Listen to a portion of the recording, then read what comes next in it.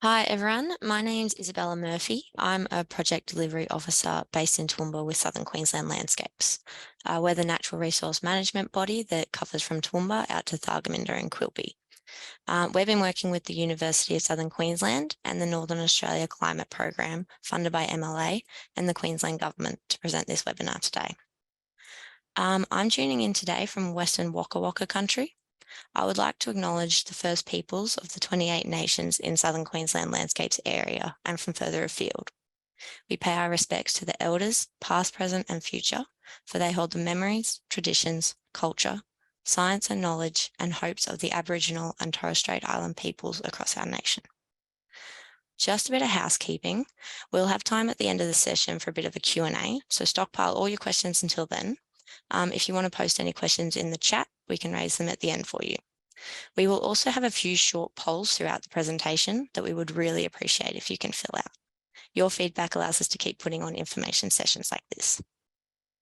Today's session has been supported through the Northern Australia Climate Program, funded by MLA and the Queensland Government, as well as funding from the Federal Government's Regional Land Partnership Program, which invests in improving soil health, vegetation condition, and associated skills and knowledge across the Darling Downs. If you're interested in chatting through any of these opportunities, feel free to get in touch with myself or Vicky or Paul Webb. Enough from me. We have some awesome speakers today, the first being Dr. Tim Cohen. Tim is a Senior Research Fellow in the Centre for Applied Climate Sciences at UniSQ and is embedded within the Seasonal Climate Processes team at the Bureau of Meteorology. Prior to the Bureau, Tim spent a decade at CSIRO researching Indo-Pacific climate variability and its influence on Australia, and more recently completed a postdoc at the University of Edinburgh, focusing on early 20th century climate extremes. Tim's research is centred on developing prototype forecast products to help the northern cattle grazing industry better manage drought and climate risks. Today, he is going to chat with us about climate drivers such as El Nino. Did we have a poll to go with that one, Vicky? Yeah, I'm just trying to get that to come up. I'm just having a bit of trouble here. Sorry, mate. I won't be. No, you're right. Just going to share my screen. Is that okay? Perfect. I'll leave you to it. No worries. Can everyone see this in presenter mode? Fantastic. Well, I'm going to start. So thanks to Isabella. Yes, so today I'll be talking about El Nino and the Madden-Julian oscillation and its influence on southern Queensland's climate. So got a lot to get through in the next 15 minutes, so bear with me, and hopefully if you miss out on anything today, just ask some questions in the Q&A or even just email me. So I'll talk about what is El Nino and what is its impact on southern Queensland, both in terms of rainfall and temperatures, and what is this thing we call Madoki. So following that, I'll be talking about the Madden-Julian oscillation. You may have heard of that, or the MJO, as it's affectionately known, and which phases of the MJO are important for southern Queensland. And these two dogs here represent these two climate variability modes, as we call them. So ENSO is the cattle dog, and it's called the MJO, but they call it Mojo. It's a bit of a slower dog in this sense, but it's actually a faster paced driver. So let's kick it off. So what is the Pacific Ocean? What does it usually look like?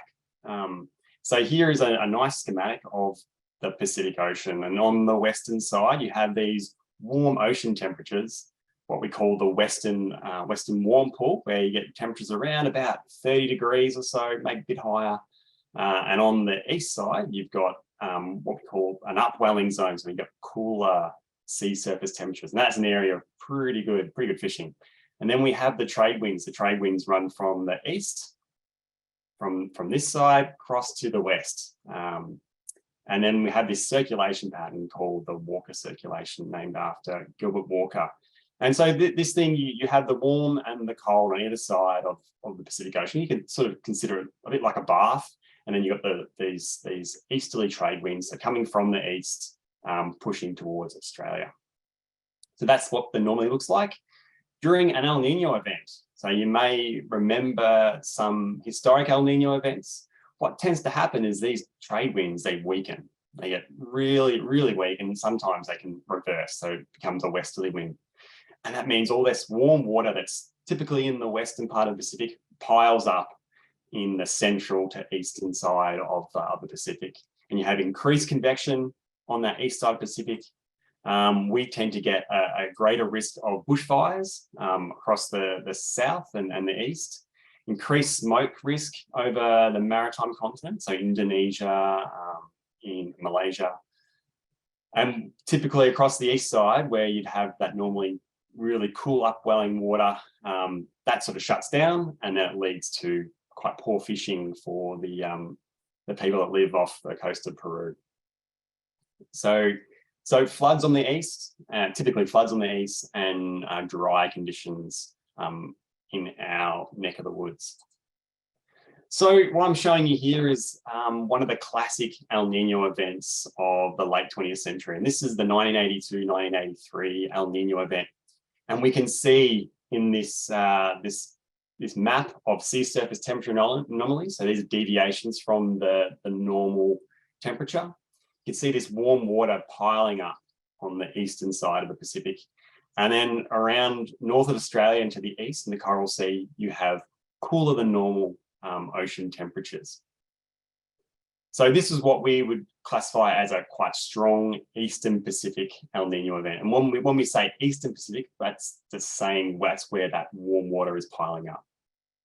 And this on the right here is the sort of what we call a rainfall decile map. So typically how extreme or how average the rainfall was during that springtime of 1982. And the red colours indicate that for much of eastern and northern Australia, rainfall was below or very much below average. So for, say, most of Queensland, it was in the very much below average category.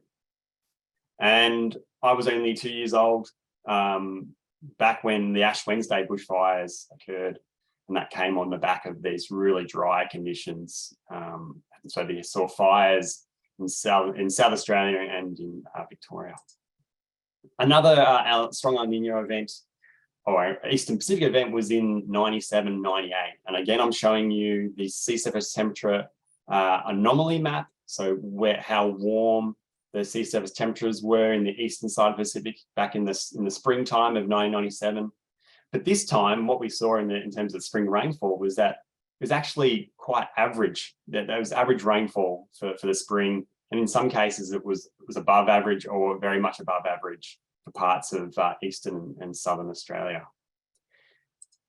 Off the back of this strong Eastern Pacific El Nino, we saw global temperature spike in the year following that. So in 1998, we saw record global land and ocean temperatures. And that typically happens after these strong Eastern Pacific El Nino events. So all the warmth that's stored in the ocean gets released into the atmosphere, and that increases the global temperatures.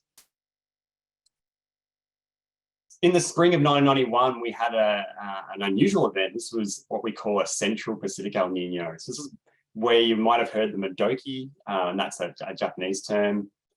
And this is a different flavor of El Nino. So this is where those warm sea surface temperature anomalies are sort of more towards the date line, so the central part of the Pacific.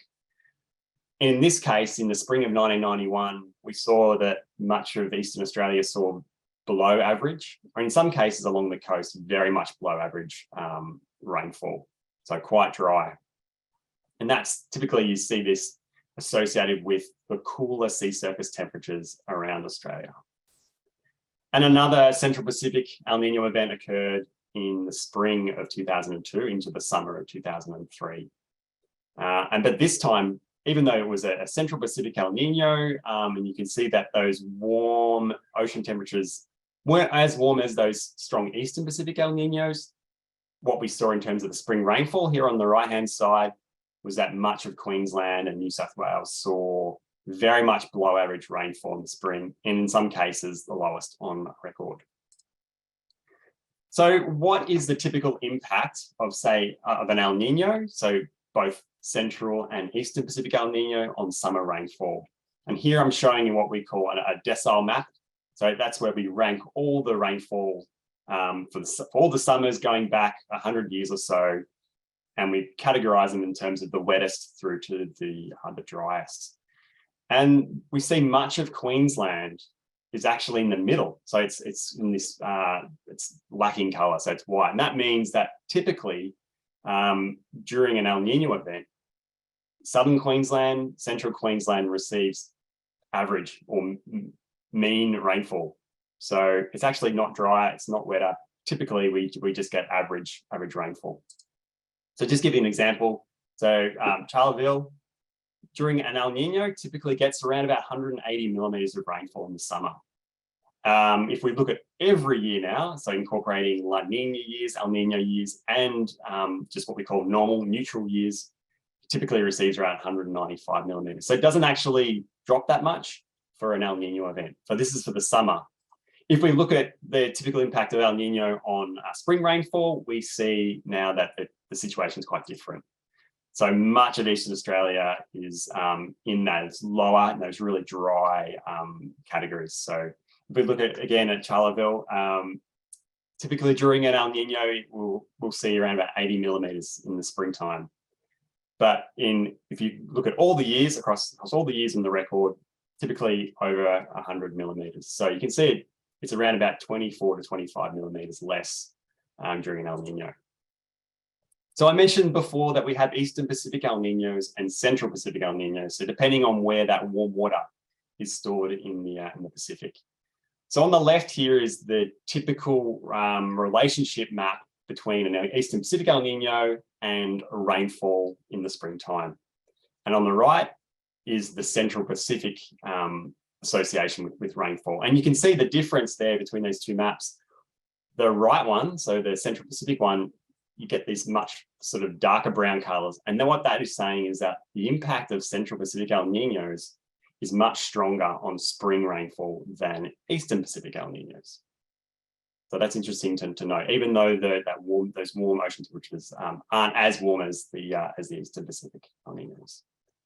So what about maximum temperatures? So on the left here, I'm showing you what typically we see in terms of winter maximum temperatures. So again, ranked in deciles. We can see that typically temperatures are slightly warmer in southern Queensland during an El Nino event. So using Roma as an example, we see around about 21.3 degrees during an El Nino event in wintertime, when for all years it's around about 20.6. And for spring, it's slightly warmer again. So you're getting slightly above average maximum temperatures during El Nino event. Looking at minimum temperatures, it's actually the opposite in winter now. So we see an increased risk of frosts when we have an El Nino event in the wintertime. And that's because we get strong, what we call radiative cooling. So strong cooling during the night because there's clear sky conditions and all the heat that's trapped in the day can just escape into the atmosphere at night. But in the springtime, typically what we see is that with the longer days, we see warmer nights, and that's shown in this yellow color here.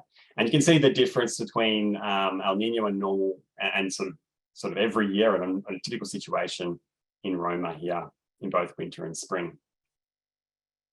So summary of El Nino, so I'm noting I'm strapped for time. So El Nino Southern Oscillation, I've mainly just talked about El Nino here, is the dominant driver of Eastern Australia's year-to-year climate. What we see is that when you have an El Nino, it leads to drier and warmer days, but cooler winter nights. And the largest impact is actually in winter and spring, not in summer for southern Queensland. And I'm just noting that the Bureau of Meteorology at this stage is suggesting that we could be heading into an El Nino event in this coming winter and spring. I think Chelsea might talk about that a bit later on. Just quickly moving on to the Madden-Julian Oscillation. So this is a slightly different driver to El Nino Southern Oscillation. It's a much quicker driver, and it's concentrated in the tropics, so around the equator and just slightly north and south. And it describes this eastward movement of clouds, rainfall, and circulation near the equator. And that's shown by this animation here, where you see these sort of red and orange blobs and blue blobs moving from the Indian Ocean through to the Pacific. So this is indicating a movement of rainfall and dry conditions across the Pacific. And it does this every 30 to 80 days. And it's actually named after two American meteorologists, Ronald Madden and Paul Julian. So how do we track this Madden-Julian oscillation? So we take information from satellites. We measure the cloudiness in the Indian Ocean and the Pacific Ocean, and we measure the winds at around about 1.5 kilometers. And at 12 kilometers, we chuck it into an algorithm, use lots of maths to produce what we call phase diagram. But what this is saying is that we can classify the MJO into sort of 8 different phases. Typically, when it's in phases 1 to 3, that means there's increased rainfall in the Western Indian Ocean, and over Northern Australia, it's reduced rain. And as we go through the phases, through phases 4, 5, and 6 into 7 and 8, that packet of rainfall and cloudiness moves from the Indian Ocean north of Australia and out into the Pacific. So what do we know about the relationship between the Madden-Julian oscillation and autumn rainfall? So I'm just going to focus on autumn rainfall here. What we see for this neck of the woods, so for, say, central and southern Queensland, so when the MJO is in that phase 4, so when that rainfall is starting to move towards northern Australia, we see an increased likelihood of autumn rainfall over sort of central and southern Queensland. And as that convection and that cloudiness moves off into the Pacific Ocean and towards South America, as shown on this map here in the middle, that's indicating there's a lower chance of autumn rainfall. So I'm showing you here that this is just the probability of exceeding, or the chance of exceeding, normal weekly rainfall in autumn in these 2 phases. What we also see is that we get, in phase 4, we get warmer nights over southern Queensland. But when we go through to, say, phase 8, we get cooler nights. So warmer, hotter nights in phase 4, cooler, drier nights in phase 8. I don't know how I'm going for time. I'm probably going to come to a stop very soon. Just briefly, what is the relationship between El Nino and the Madden-Julian oscillation and its impact on spring rainfall?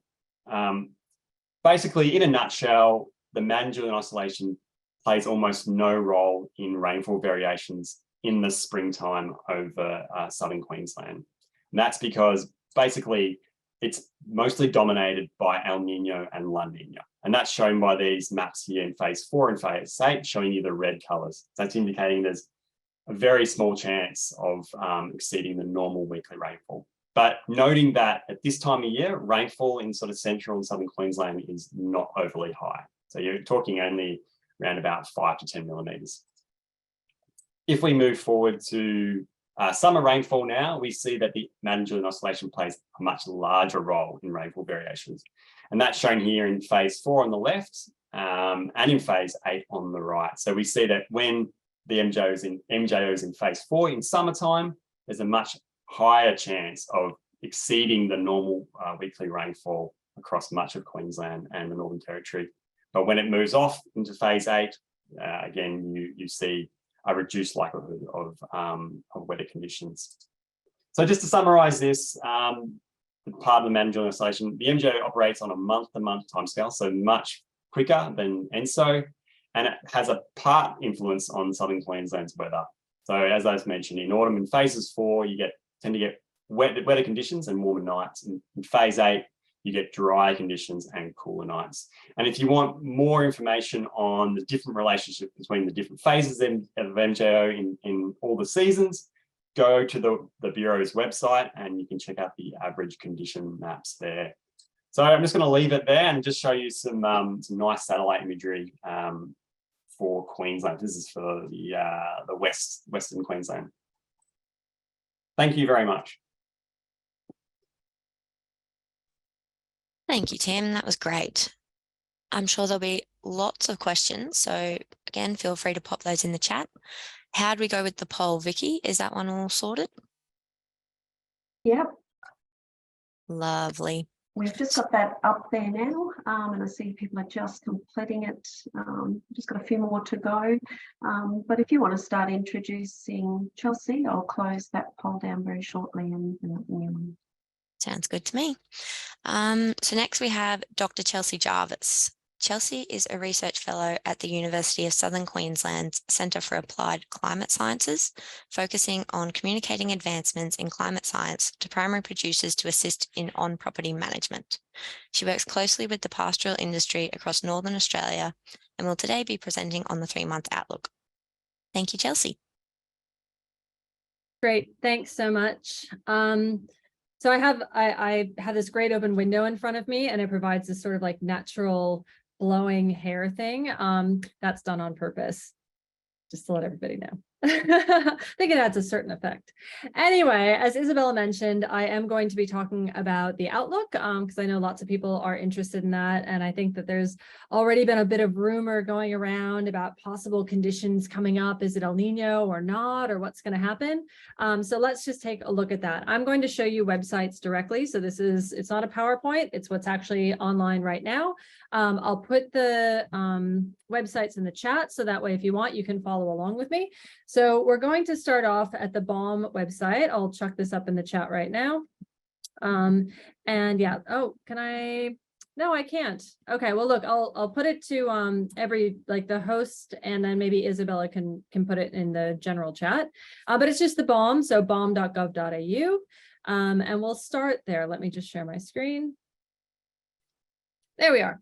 So some people might be familiar with this website already. There's a lot going on with it, so it can be really difficult to navigate. So this is the homepage, balm.gov.au.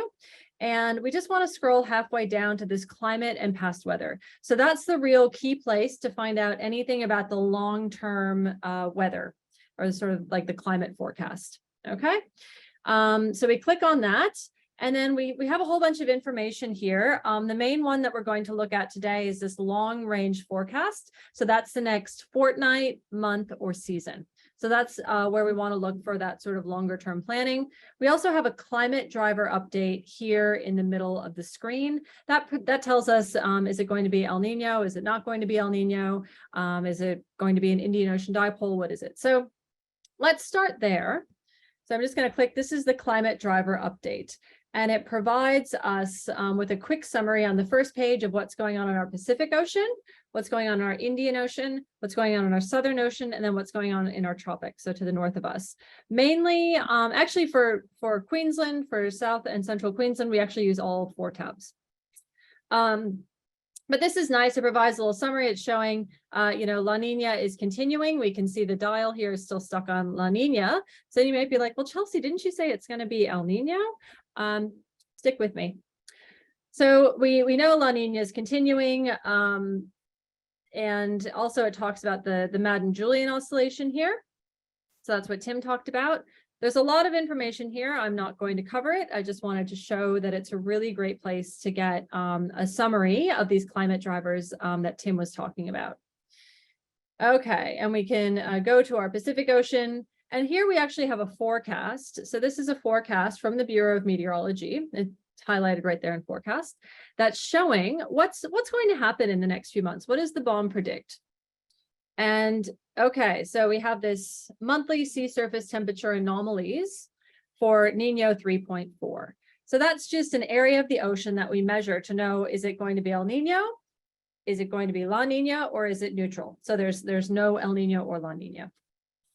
And they've color coded it, which really helps. So if this line here is in the blue, it indicates a La Nina. If it's in the white, it indicates neutral. There's no active climate driver. And if it's in the red, it indicates El Nino. Okay, so the black line here shows what's already happened. So we can see this is September, October, November, December 2022. And then January 2023, all the way out to August.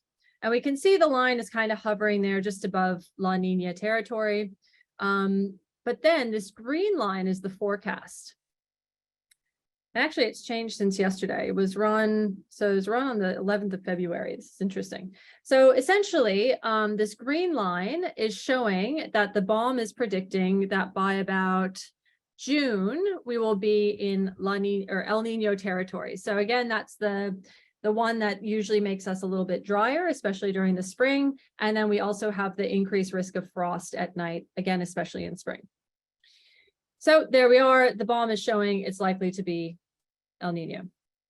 Okay, if we come down here, this is another way to look at it, but it also shows international climate models. So other models from all over the world, and it shows how they compare to the BOM model. So this is the outlook for March. Again, if it's in the blue, it's La Nina. We can see that right there. If it's in the red, it's El Nino. And if it's in the white, it's just neutral conditions. And then we can click through the months. So April, we can see how now the BOM is shifted kind of to the El Nino side. May, June, and finally July. So we can see by July, most of the international models are showing that we will be in El Nino territory. So that can be useful to some people. Now there is a caveat here, and that is at this time of year, it can be really difficult to predict the next few months. We call this the autumn predictability gap.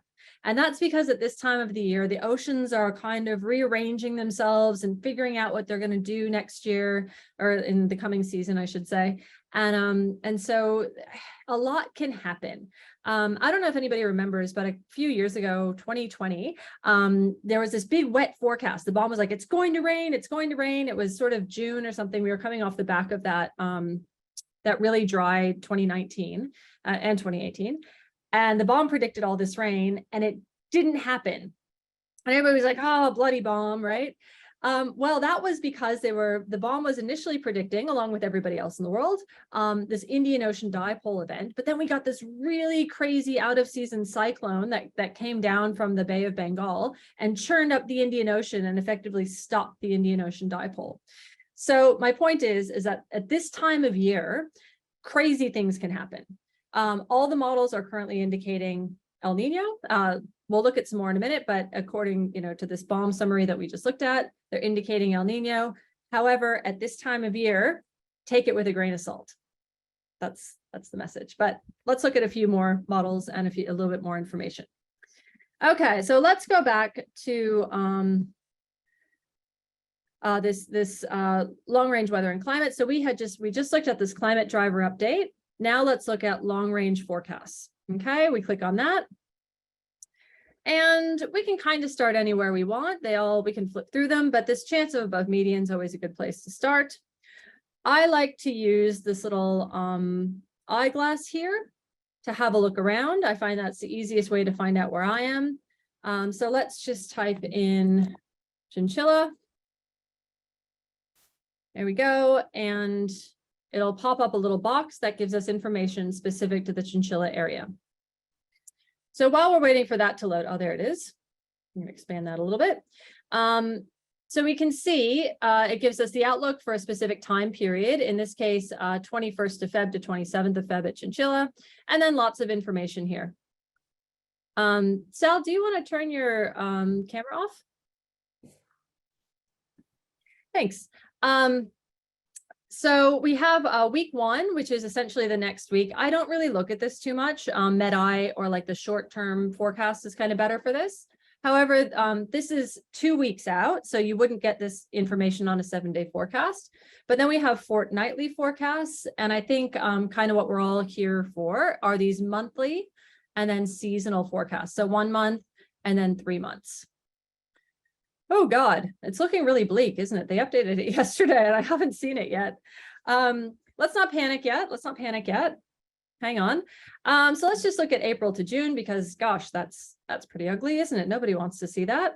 Well, maybe the Kimberley does. They probably do, but they don't really get a lot of rain in April to June anyway. Okay, so let's go back. We can click on chinchilla again, this little thing, and it'll update the box for us to be April to June. It does load slowly, so just be aware. There it goes. Okay. So now we know April to June. So the first thing that we need to look at is what is this map actually showing? It's showing the chance of exceeding median rainfall, and then it gives a percentage chance. So the first thing that we need to know is what is our median? And it says it right here at the top, historical median for chinchilla from April to June is 76 mils. Okay, the next thing we can see is that it's kind of in that orange yellow. So we have a 35 to sort of 40% chance of exceeding median, which is below 50%. So they're saying that there's a less than 50% chance we will get more than 76 mils. There's still a chance, but it's less than 50%. Okay. Interestingly enough, it also gives us a bit more information. Chance of unusually dry conditions, 31%, which I'll explain in a minute. Chance of above median, 36%. Chance of unusually wet, only 9%.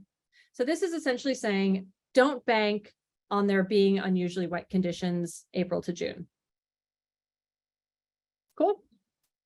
And then we can see what they mean by unusually wet would be over 170 mils or so, and unusually dry would be 45 mils or less.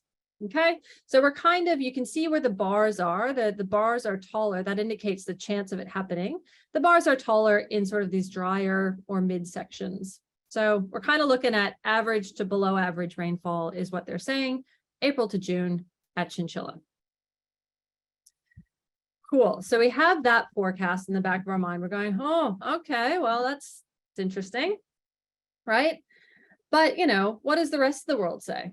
So let's look at the European Center for Medium Range Weather Forecasting.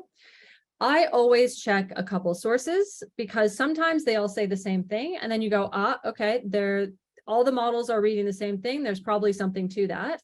If I look at different forecasts from around the world and they say different things, I might be like, I'm going to check back next month because they're not agreeing. So that means that there's something funny happening in our system, and the models, different models are picking up different things, and nobody's in agreement. So just forget it. Let's just check back later. Okay.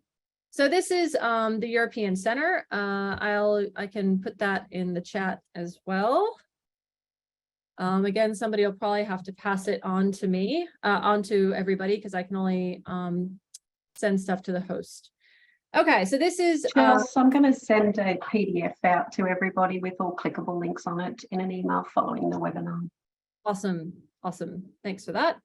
So this is the forecast for March, April, May, MAM, 2023. Interestingly enough, this forecast isn't just for above a chance of exceeding median. It says, is it like, this one is, it divides it into thirds. So is it likely to be unusually dry? Is it likely to be about average? Or is it likely to be unusually wet? So the brown colors indicate that it's more likely to be on the dry side. White is kind of average, and green is it's likely to be on the wet side. So we get a bit more information. This is called a tercile forecast. We get a bit more information out of these. So for most of Queensland, March, April, May, it's showing kind of average. There's no real big signal here. We can go to the next month. Okay, so now it's April, May, June, AMJ. And we can see now we're getting into the yellow colors. So it's showing, there's a greater than 50% chance of being a bit drier. Okay, then we can go to the next 3-month segment, May, June, July. And now the color has darkened for some areas. So now we have a 50 to 60% chance of being in that lower, drier phase. So that's just, again, showing that there's an increased risk of it being unusually dry. And then June, July, August, same thing. We've kind of held on to that sort of orange yellow color. And that's as far out as this goes. So this forecast is essentially showing between now and August, they're predicting average to probably below average rainfall. Now, some places, in Queensland, we don't get a lot of rain over winter anyway. Other areas we do depend on some of that winter rain. So this is saying, you might not get that winter rain that you're expecting. Great. Now, why? Why is the forecast saying this? Well, we'll look at this forecast real quick, and it's just showing the same thing that I showed previously with the bomb. This is just showing essentially if the lines are on above this black line, it's indicating that it's likely to be El Nino. If the lines are mostly below the black line, it's indicating La Nina. And we can see that for the coming months, so we're at January, February, March right now, February, March, April, May, June, so on and so forth along that bottom axis. It's essentially showing that most of the forecasts from around the world, so all these different lines indicate a model from around the world, they're mostly going into that El Nino territory. We can also look at it as images. So I'm looking here on the right side in case you can't see my pointer. So there's Australia's kind of that white blob on the bottom, South America's over on the right side, and it says March, April, May 2023 on the top. That's sort of the first image. But if we look, what I want us to do is look at off the coast of South America here, and we can see kind of along the equator off the coast of South America, there's this red blob that gets bigger and bigger through time. That's indicating that this model is predicting an El Nino event that looks to be starting sort of probably June, July time period. So I'm going to stop there and just summarize really quickly. So the models, the international models, are all indicating an El Nino coming. This is reflected in the long-term rainfall forecast, which is showing average to below average rainfall likely for most of Queensland until August. The caveat, however, is that it can be really difficult to accurately predict at this time of year because the oceans are rearranging. By May, June, we'll have more certainty in the forecast. So check back, but maybe start thinking about what you might do if it does go dry. Thank you. Thanks, Chelsea. That was really great. So interesting to see the differences in the global models. I didn't realize you could check in and look at that. So that's really cool. How do we go with the poll, Vicky? Are we good to move on? Yeah, we're just waiting for a few more to come in, so I'll end that very shortly, and then send that off, and I'll be good to go. So if you can jump on, guys, and help with these polls, it just helps for our future planning and how we direct these webinars going forward. Lovely. So I might just start introducing our third speaker, who's actually a local climate mate, Vicky Main. Vicky is a Wagyu beef producer on the Western Downs, as well as being a climate mate with the Northern Australia Climate Program. As a climate mate, Vicky's aim is to help other producers and red meat industry stakeholders throughout Southern Queensland improve the use and knowledge of weather and climate forecasts through engagement and training. Vicky is keeping it very relevant today and discussing some programs you can use to potentially help mitigate fire risk. So we've just had another poll pop up if you wanted to fill that one out, and then Vicky can get into it.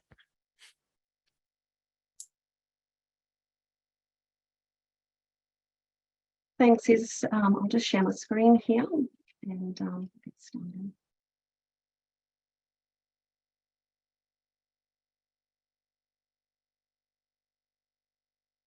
So today I'm going to talk about the available forecast tools to assist with mitigating fire risk, which I believe is very relevant at the moment.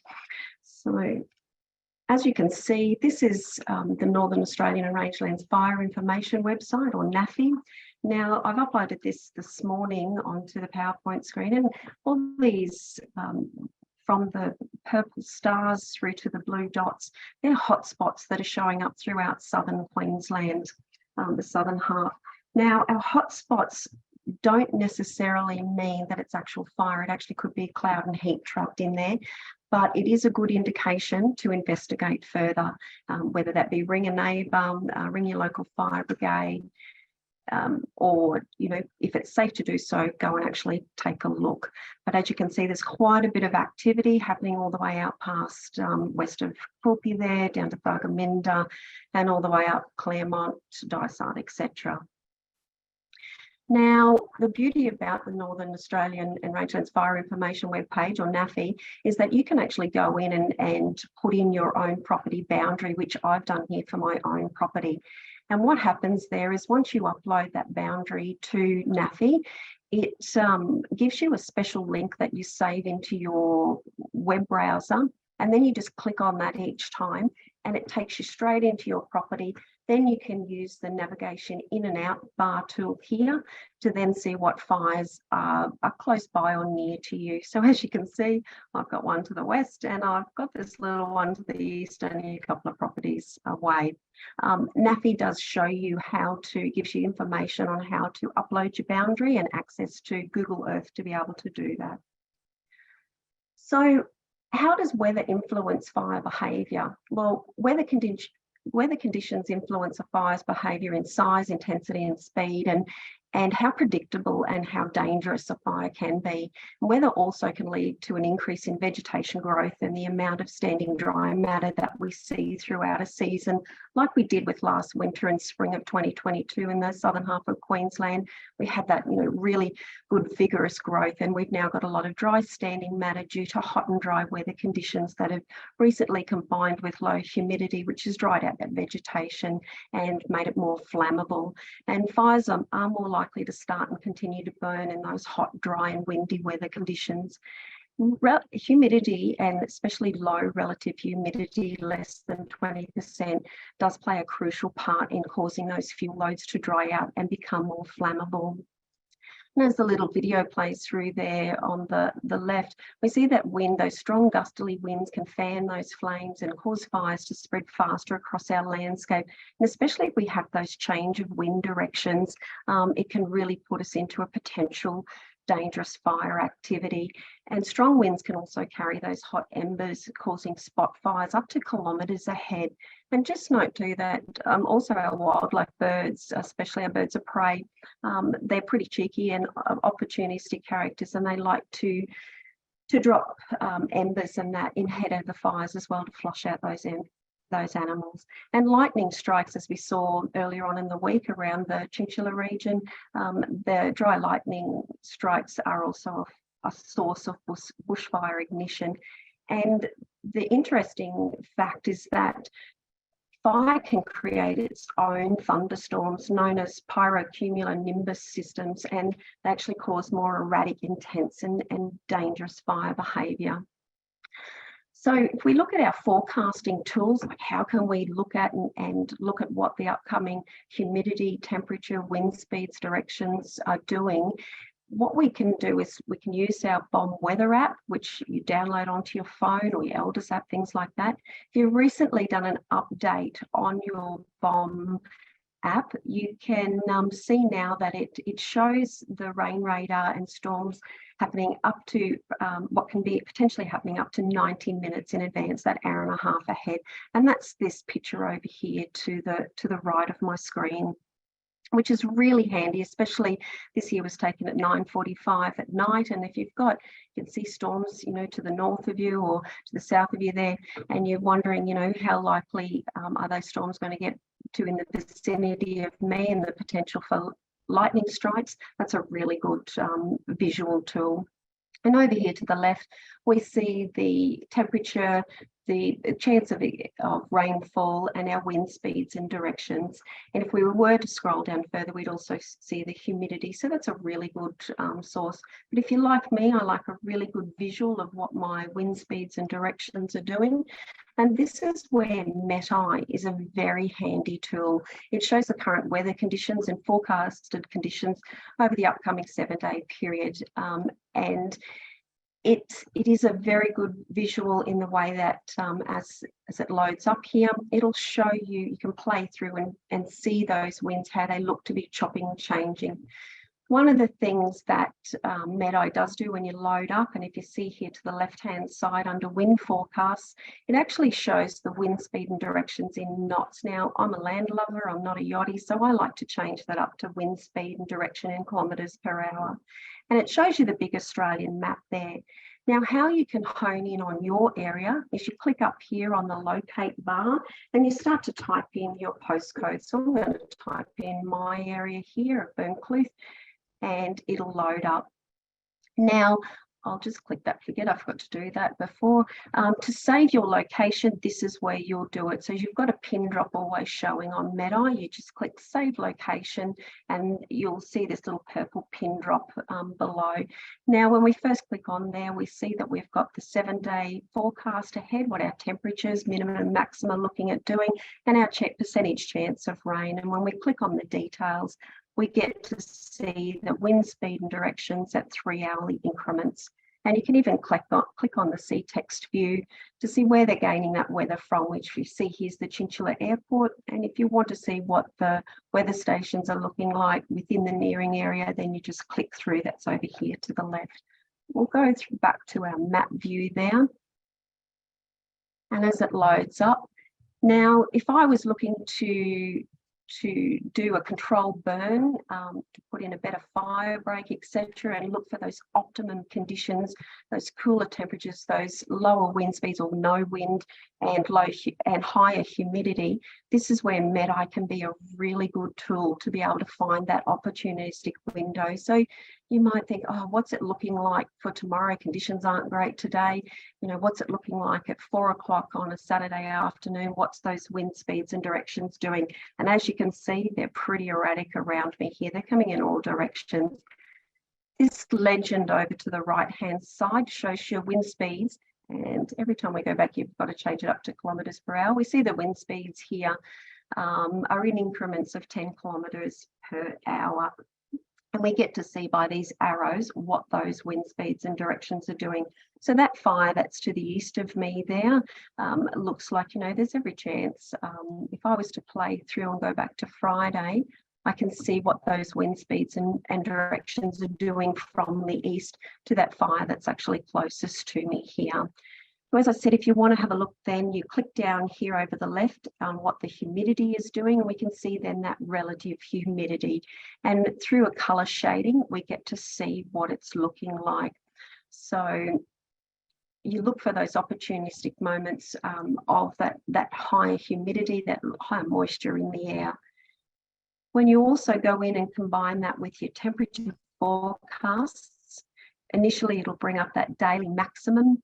And as I said, we were looking at, say, Saturday, what it's looking like. We can see that those temperatures by our colour here is looking to be in that 33 to 36 degree mark. If I want to see what my 3 hourly temperature is looking like, then I click it up onto the 3 hourly, and then you can either press the play button or jump forward and have a look, you know, what is the temperature going to be like at 4 o'clock on Saturday afternoon, combined with that wind and everything. Is it going to be an ideal opportune time for me to actually do some containment burning there and get a cool?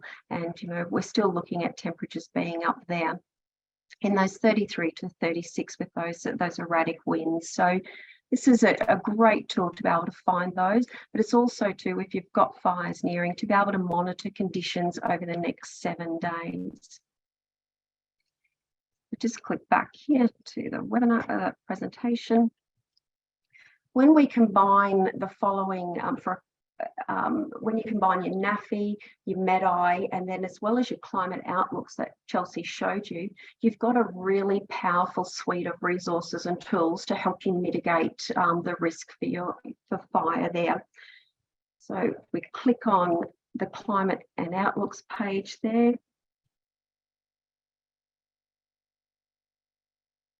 and it'll bring up, and again, click in for your area, do that search on, Hey, Vicky, on your maximum. Yeah. I don't think the screen that you're looking at is being presented.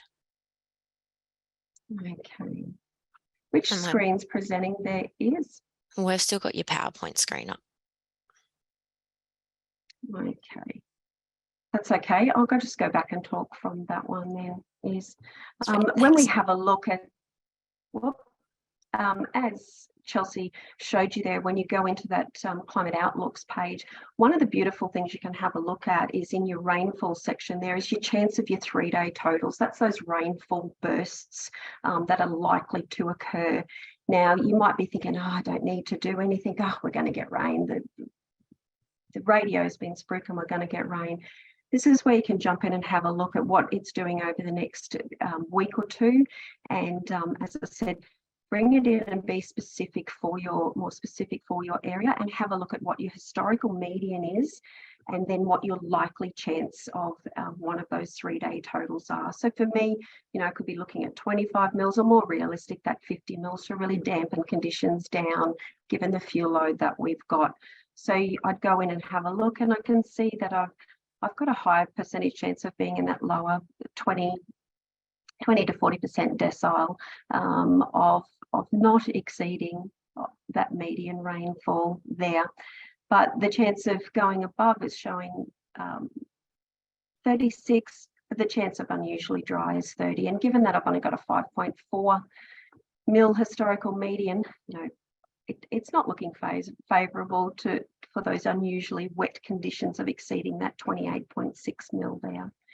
And again, if we jump then down to the temperature section of the outlooks, you can bring in your difference from average and see just how hot are our conditions going to be from normal, or the chance of extremes. And one I like is the difference from average, and it shows you through that colour coding there of what the temperatures, increase in temperatures are looking to be.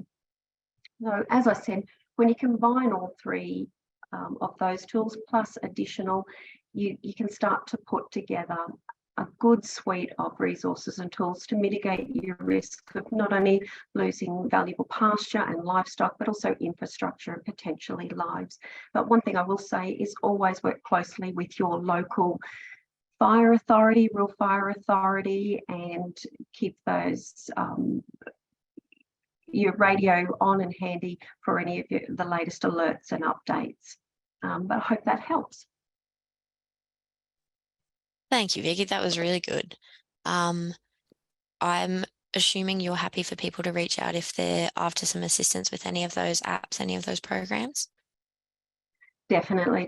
I can either talk you through over the phone or a computer hookup like this, or if you get, say, a couple of yous together, a couple of neighbours, I'm more than willing to come and sit down and actually help you all bookmark your tools and go through and spend a couple of hours going through those outlooks and then how to boundary map, NAFI, etc. So, but any of your climate mates can also assist with that. And following the presentations here today, we will be giving you the link there to reach out to your local climate mates, and also Paul would be able to assist with SQ Landscape and SQ staff there. Perfect. Thank you so much for that. And if everyone can continue to fill out those polls, that would be great. Finally, we have SQ Landscape's own Paul Webb. Paul is a certified hydrographer with a sound knowledge of landscape processes, water resources, climate and sustainability. He has an extensive background in sustainability and working with land managers. He is a bit of a fan of the NACP Climate Mates program, having previously been a climate mate himself. He's going to quickly run us through some online forage tools, property reports, and their usefulness for on-ground management. Thanks, Paul.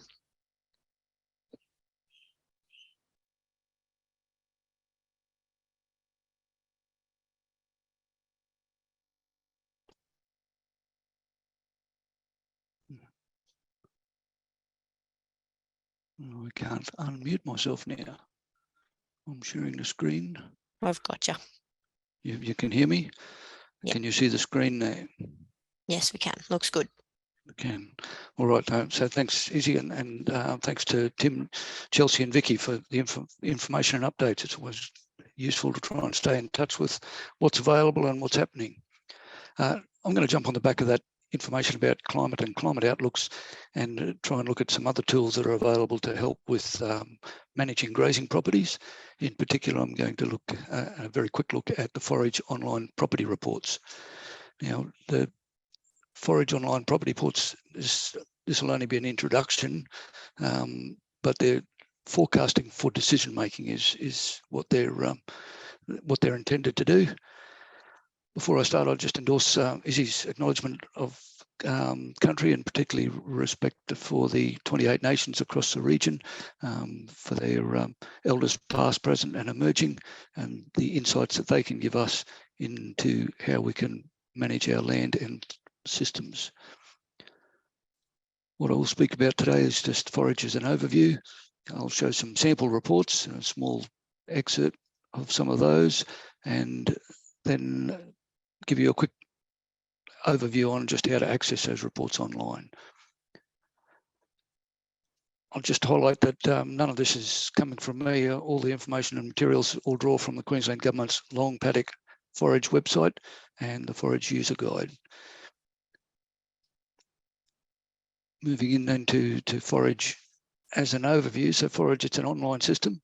It generates reports for rural lots and plans. So it's designed to pull together information from a range of products, including climate products, the climate recent weather, recent rainfall, recent temperatures, and outlooks such as what's been presented to us today, and it incorporates them into modelled pasture growth. The reports are then delivered by emails, and as I say, the intent is to help decision making in grazing land and environmental management. The reports can be requested by single or multiple lot plans, so you can actually request reports for up to 30 lot plans as a single report if you've got adjoining properties or you're managing a number of properties in an area. The forage process, it's an online process, but I guess in a nutshell, the users access via a web page. So you or myself can get onto the Long Paddock website, and we have an interface there where we can look at what's available. We can input some data that relates to the properties that we're interested in, and we send that in via that Long Paddock interface. And the forage system then draws on a range of products. So there's climate data, satellite imagery, tree cover, pasture modelling, seasonal outlooks for climate, a little bit of look at ground cover, and some estimates of standing or pasture growth. Some of the stuff that Vicky talked about as risks for fire also helped us tell a story about what the opportunities are for grazing industry. When that data is all combined, then the forage pumps that out as a report, and in some cases as spreadsheets and spatial data sets, and emails them out to the person who's made the request. And usually those requests are received within an hour. However, it's an automated system, and it depends how many people are queued up ahead of you. And for your interest, about 4,000 or 5,000 reports per month are requested through the system. So it's not impossible that you'll end up in a bit of a queue, because there are a lot of people looking for this information. A quick look now at what some of the available reports are, and in the time we've got here, I can only give you an insight. I can't pretend to give you a detailed list. But there's a long-term carrying capacity report. There's a pasture growth alert, so immediate outlook for pasture growth. There's rainfall and pasture by land type report, so I can look at the different land types across your property and look at what the rainfall and particularly the variations in pasture growth might be in those different areas. There's a general ground cover report. There's also an interesting one, regional ground cover comparison, or regional comparison ground cover report. I suggest this is a bit of a chance for land managers to look in the mirror and just see how they're going against their neighbours.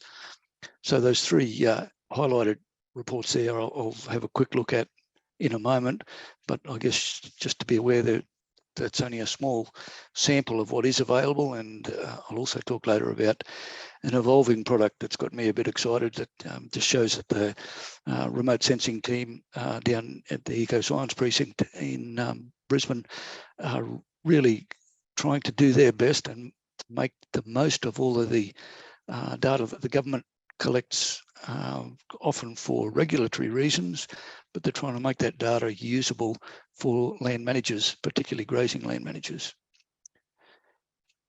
So those sample reports, as I say, we'll have a quick look at the long-term carrying capacity report, pasture growth alert, and the regional comparison ground cover report. So the long-term carrying capacity report, there's about 4 pages of it. I'll just pull out a couple of little bits here. And what it does is it provides a bit of an estimate of property that you enter in there, the property of interest. It'll look at on the assumption that it is fully watered. So if you've got stock on there with full access to water, it'll give you an estimate of the long-term carrying capacity in adult equivalents.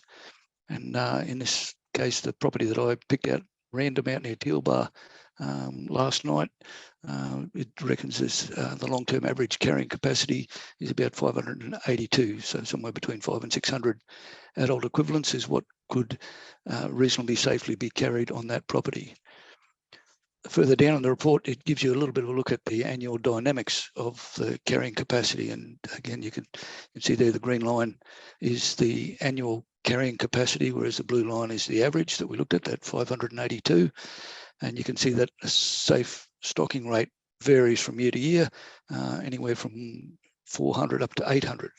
And I guess that's fairly important. And it's also important to note that that figure is based on A condition land. So that assumes all of the property is in A condition. If you use a stock take or assessment for your land condition. And in the table up at the top there, you can see some of the reduction in carrying capacity that you might expect if your land is not in A condition. And, you know, sort of a rule of thumb there, you're looking at that C condition land is half or less than half of the carrying capacity of A condition land. So I guess the peaks and troughs that you see in the graph there, it's really important that we look to manage our stock according to available pasture at any time, and a little bit to do with the outlooks, the immediate outlooks for available pasture and our current stock. The next one I'll look at then, moving on from that, is a pasture growth alert report. And this is a fairly recent one that looks at the land area of the property, and we're looking at the same property again. The median cover percentile, an estimate of the last 6 months pasture growth, an estimate of the last 12 months pasture growth. So looking at what the pasture condition is in now, how that compares with the average, and then looks at some current outlooks. So the recent rain and then rain outlook, and it gives a very quick look at what the pasture growth and resilience risk is for the next 6 months. So at this stage, it's putting a moderate risk, which says there's some risk in the next 6 months, but it's not looking horrendous in terms of a real and imminent risk of pasture degradation in the next 6 months. Further down in the report, it puts a bit of some numbers to that, and the graphs on your right here, the top one is a look at the black line is the last 12 months pasture growth estimates based on available information. So it looks at on your property what the pasture growth in accumulated kilograms per hectare has been over the last 12 months. The grey line, or the grey shaded area in the middle there is a measure of long-term average, which is, in this case, it's the middle tercile. Video available on the website to actually explain terciles, but it's a measure of normal or middle average performance. And you can see that in the last 12 months, the pasture growth has been above average. It's coming back into the average range now. And if you look down the bottom right there, the graph on the bottom, it's looking at the current pasture condition, the current soil moisture, and the climate outlooks, and it's projecting what the next 6 months pasture growth might be like compared with that same long-term average. So the grey shaded area in the bottom graph is actually the same as the one on the top graph there, but we're looking at the likely pasture growth in the next 6 months, and you can see there it's really on the bottom edge of the average range, which is significantly less than last year. You've got some error bars here, so some boundaries of what those estimates are saying. But if you look at the black dots, the middle line, you're looking at in the next 6 months, possibly 1,000 kilograms per hectare of pasture growth. If you look at the same period last year, up till July last year, it was absolutely up around 2,000 kilograms per hectare. So we're looking at in the next 6 months, even though we're not looking at desperate times, we would not expect to have the same sort of pasture performance as what we had last year. The next one we'll have a quick look at now, and this is what I call the look in the mirror. It's a regional comparison ground cover report. And this is a look at the same property we're looking at here, and it compares that property ground cover with the ground cover in areas within 20 kilometres of that property, or grazed areas within 20 kilometres of that property. The left is the map and showing the areas that it's looked at. On the right, you can see a lot of different colours. The different colours are for the different land types within the property and how they compare with nearby properties or areas with the same land type. the red line that sort of comes through in the middle there is the weighted average of the ground cover on the study property compared with surrounding properties. And if you look at that, you can see that that 50th percentile, if you're sitting on 50%, that means that your ground cover is similar to about half of the ground cover of similar land types within 20 kilometres. This particular property, as I say, I picked it at random last night. It looks like from 2000 to 2012, most of the time it was sitting at or above that 50 percentile. So it shows that management of that property, or the stocking rates and how the stock was managed, is probably a tad better than average for that area. But between 2012 and 2015, that really picked up. And you're showing that in the last 10 years, other than a dip in 2022, there might have been some regrowth clearing or something there. But generally for the last 10 years, they've been up in the top 80 to 90 percentile of ground cover compared with people nearby. And to me, I'd like to know what those property owners, what those land managers were doing and how they changed from 2012 to 2015, because whatever they're doing compared with what their neighbours are doing, looks like it's working. Okay, that's a quick look at some of those reports.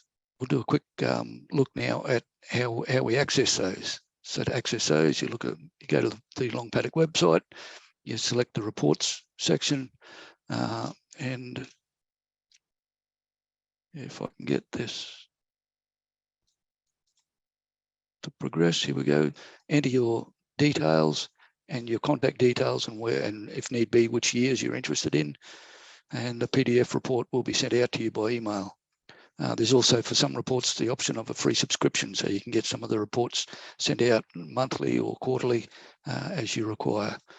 Quick look, what I did last night to get those reports we had a look at, went to the Forage website, clicked a down box on the select reports. These list of reports came up. I ticked those 3 boxes and then went down further down the page and zoomed in on the map to a property of interest. I clicked on that property. Its lot plan number came up here. There is the option to actually mention, enter the lot plan up here instead of searching on a map. Whichever way you do it, you then select that property. And the next step was to enter my email address and a label that I wanted for the reports that came out. Pressed submit. And during the night, the remote sensing team's computers chugged away and spat some of those reports out and sent them to me. So they were ready for me this morning to include in the PowerPoint.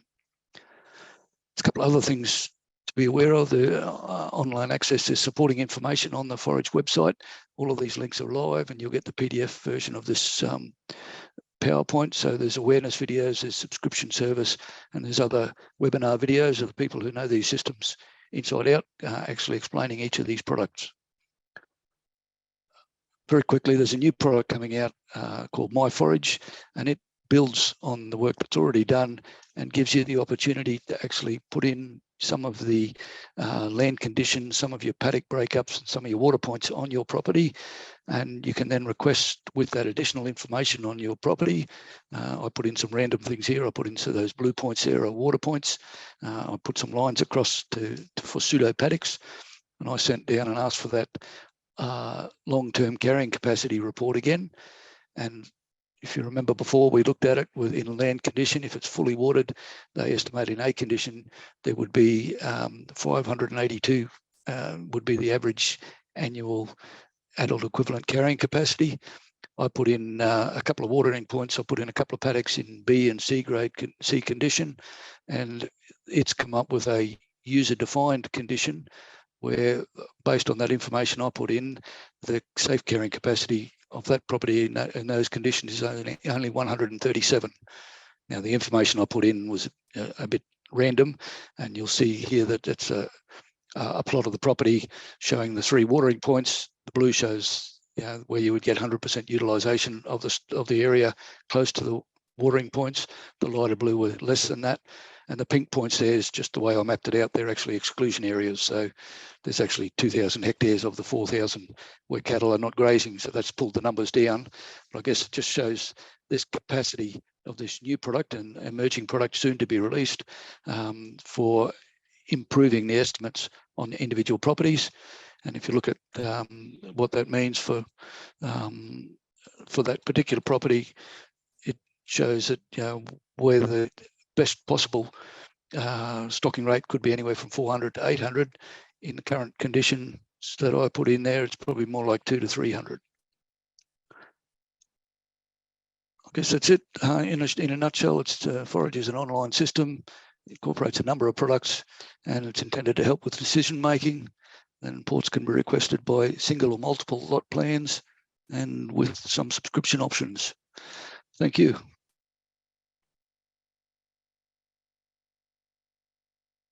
Thank you so much, Paul. That was very informative, and it's exciting actually. Those new forage report. Can't wait to see that come out. That is exciting. You see there, guys, that there is a poll. Is there, if you haven't completed, if we could just ask you to do that, that would be really great. Now we're going to kick off a question and answer session there with all of our panelists that you've heard today. And please don't hesitate to ask a question. You even have the option there to put in anonymously. And yeah, we look forward to challenging our presenters. You can leave me out of it though. So I'll just end that poll quickly. If you haven't, I'm just about to shut it down. If you can jump in, that'd be fantastic.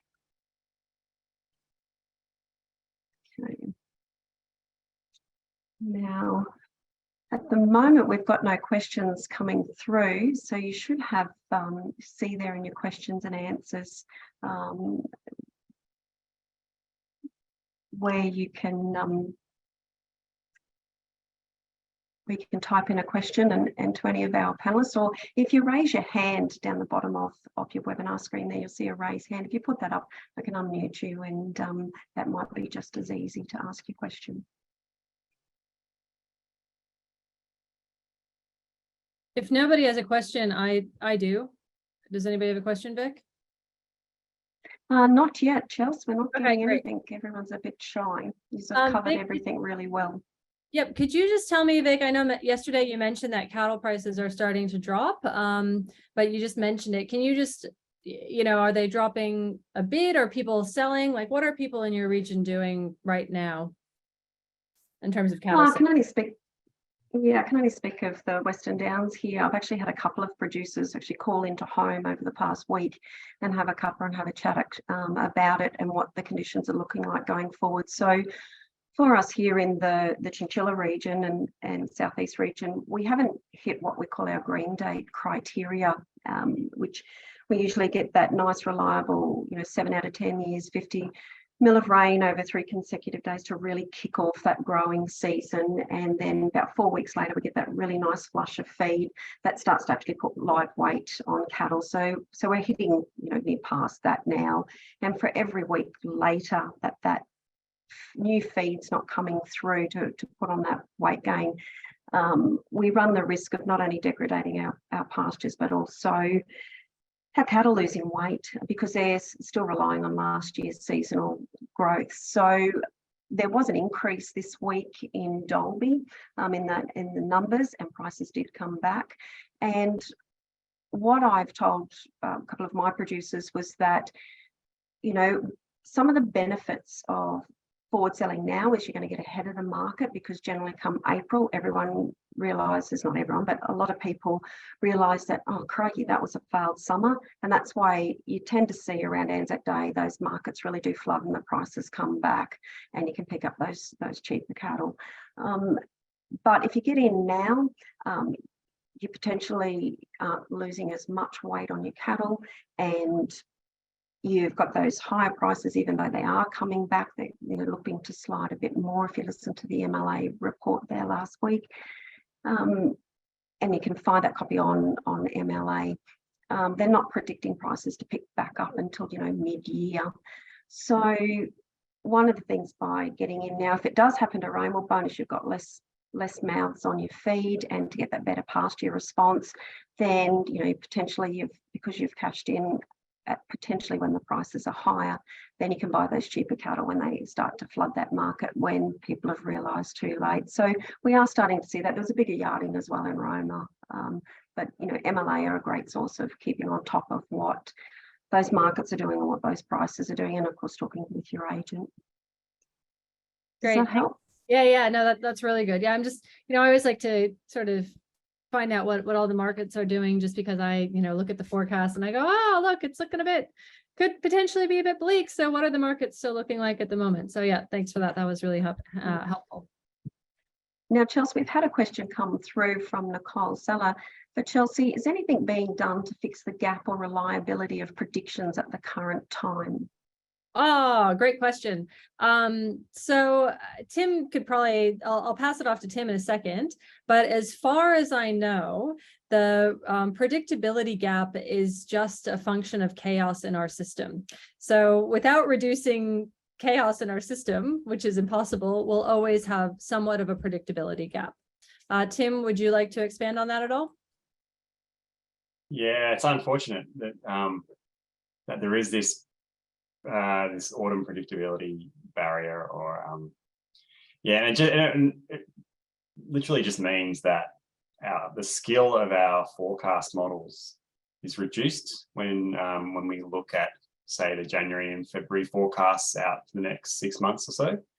So typically we might have maybe good skill out to about 5 or 4 or 5 months.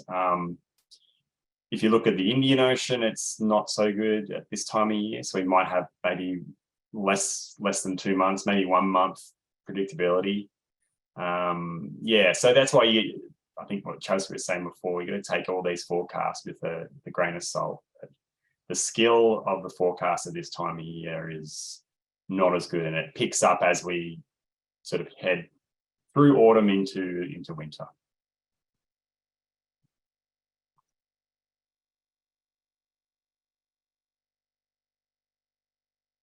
Great response, guys. Yeah. We've just had another question come through here. This is probably for you and I, Chelsea, and even Paul. Do you know if there are any resources around that are like a decision tree to help producers access this information? So if you want this piece of information, then start with this site page, then look at the site page, etc. Pretty much like what Chelsea showed us. So Chelsea might start that off. It's one of the great things about our Climate Mate program is each Climate Mate has like a decision calendar of what time of year and what websites to look at and what not, depending the time of year and what the outlooks are looking like. So get in touch with your local Climate Mate through the NACP program is a really good one, a good source. And Paul would also be another good source. Because depending on what your area is dependent on what you're going to look at and what time of year as well. So, and it's sometimes of year, it's just a waste of time looking at things as Tim just explained about that accuracy. Chelsea, do you want to elaborate? Or? Yeah, I'll just follow on what Vicky said. That's probably the easiest thing. So Vicky in her region, we have Elsie Dodd just to the north of Vicky, Dan Ray, who's more out by Fitzroy. So kind of wherever you are, we have Climate Mates that send out these newsletters or even just an email with clickable links. And they're just what you need to know at that time of year. So at this time of year, the Indian Ocean dipole isn't active. So there's no information about that. Don't need to worry about it. And these newsletters from the Climate Mates, they really curate it and make it relevant only for their region. And so it's the information that you need and none of the information you don't need. And that's probably the quick and dirty way to get all the stuff that you need. And I'll just jump in on that too. If you jump in now, with NACP's got funding for the next 4 years, and after that, we will no longer exist. So yeah, jump in now and utilise your Climate Mates. It's a free service funded there with the help of MLA and the state government. So this is a question for Tim. You showed a couple of example Eastern Pacific El Ninos and how it impacted on rain in Queensland. It looked like the rain was very different for the two. Why is that? I just got to remember to unmute. Yeah, it's a great question. Look, a lot of this comes down to the interactions between, well, other factors aside from El Nino.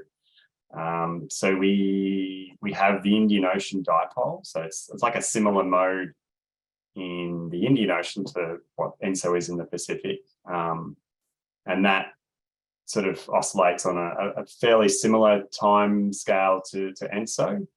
And we also have the Southern Annular mode as well, which is basically describes that band of westerlies which circumnavigate the southern hemisphere, so the southern mid latitudes.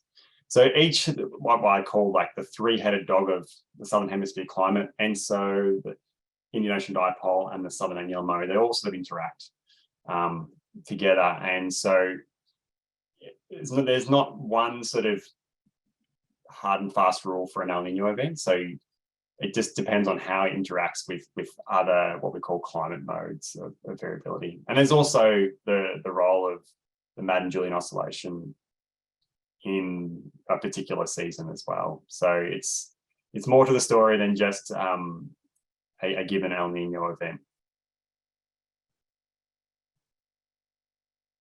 Can I add to that? That was a great explanation, Tim, and I think you've under talked yourself. So probably everybody remembers those 2019 floods up in sort of the Gulf, so north of us, but essentially 2019 was an El Nino year. It was super dry, you know, it was an Indian Ocean dipole dry event as well. So it was like dry, and it was just horrible up there, you know, no feed, really dry. And then it just bucketed for days, right? And got really cold and windy. I mean, relatively cold to their normal. And anyway, Tim did a whole bunch of research on this and found out that it was actually related to the Madden-Julian oscillation. So I think it's something I didn't mention that I probably should have, is that things can only be predicted as far in advance as they exist. So an El Nino exists for about 6 to 9 months. And that's why usually sort of 4 to 5 months in advance of one, we know it's coming, because it's a really long duration event.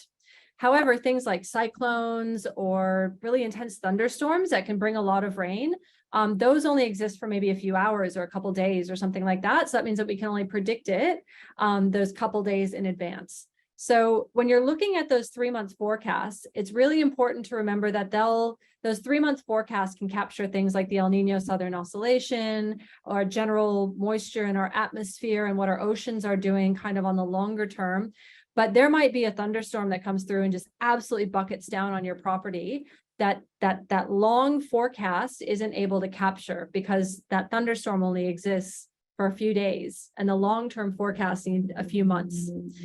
So just keep that in mind, that sometimes we can have these short-term events that screw up what was forecasted for the long term.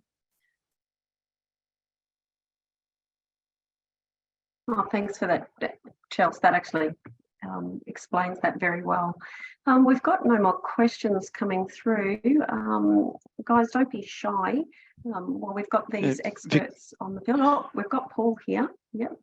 Yeah, Vicky, if I Go can just ahead. add a little bit to what Chelsea and Tim said before about the responding to that previous question. In terms of the climate, those climate mate links are really important. And what you just heard then, I think, is a great example of it, where the connections that Chelsea and Tim have with their own research and backgrounds, but also their connections with both the Bureau of Meteorology and with broader climate science modelling. By asking a climate mate a question, you're tapping into a pretty good network of people and systems there to understand and access things. In terms of the pasture side of it, extending that onto pasture management, I commend the Long Paddock website as a long-standing Queensland Government initiative providing seasonal climate and pasture condition information for the grazing community. So it's at a range of scales and time scales and sizes, and I commend that to people. And we talked about the forage here today, but there's Aussie grass, which is a little bit of a broader scale, but different ranges of outlooks of pasture growth. There's the actual climate data, again, the Climate Mate app that Vicky was to speak on today draws on that same silo data as what you can get off that website. There are a range of resources. It's a matter of finding what is the question at any time. And for the climate mates and for Isabella and myself, that's our challenge, is to get the questions from people and to help us know what you want to know, sort of thing. Oh, thanks, Paul. You stole a bit of my thunder there. I was going to, I'll just quickly share my screen here. And hopefully this will work. So as Paul mentioned, our climate mates and our team, can you see that picture of all our lovely crew? We're very blessed in the Northern Australian Climate Program that we actually work with some of the world's leading climatologists such as Tim, and also the team from the UK Met Office, and others that are in the Bureau of Meteorology, and experts throughout DAF as well. So part of that extension, we're able to connect your questions that you have back to the BOM. We're like that conduit and that go-between, and it's that beautiful synergy and flow that we have. And the same thing is that our research fellows, such as like Tim, come back through us and the climate mates to ask questions back to producers and to the red meat industry. And that's the benefit of the program. And if you want to find out the contact details for your local climate mate, what you do is you click on that nacp.org.au, and it will take you through to the page, and you click on outreach and you'll see the list of our climate mates there and how to reach them. So yeah, don't hesitate whatsoever to reach out. Our climate mates do generally just work one day a week, but in saying that, they're very approachable, and you know, if they don't know, and if I don't know, that's what we go back to our research fellows and our experts like Chelsea and Tim and ask the questions, and they're only too happy to answer those. So if that's it, I see we're nearly close to our finish, so I'll hand back over to Izzy, and I just want to say a quick thank you to all our presenters today, and to Isabella for taking the reins and facilitating this for us today. No, thank you, Vicky. You've put in so many hard yards behind the scenes. I think today went really well. So thank you so much to everyone who spoke today, for everyone who attended. I hope everyone has learned something, and feel free to reach out to Vicky, Paul Webb, or myself if you'd like anything clarified. We can post our contact details in the chat maybe, or put it in the follow-up email that'll be coming around. So keep an eye out for that. That follow-up email will include the webinar recording and a copy of all the online links discussed today. I hope you all have a safe and enjoyable weekend, and we'll be seeing you again soon.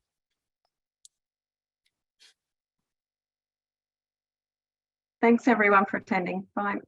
Thank you.